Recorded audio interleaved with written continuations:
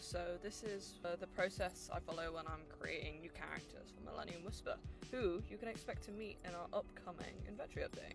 I always begin by getting down initial ideas on paper. I find it gets my brain going to do it manually, and this is just initial ideas for how I want the character to sort of fundamentally be perceived in the most unnuanced way and generally operate in the world setting.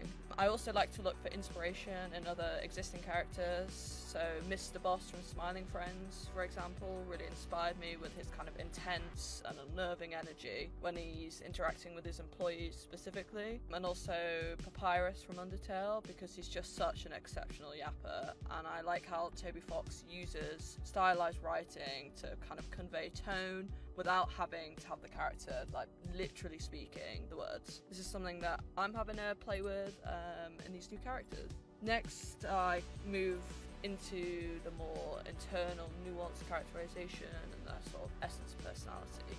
To do this, I use the Enneagram system. So in the case of Mr. Blowby, I settled on sort of an unhealthy 8 type personality.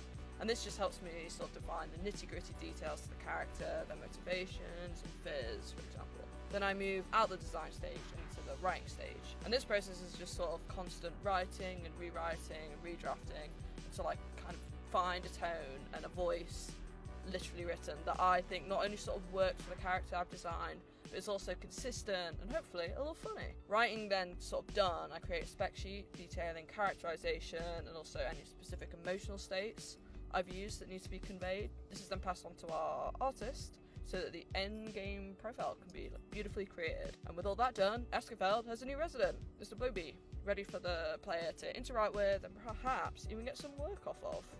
And here he is.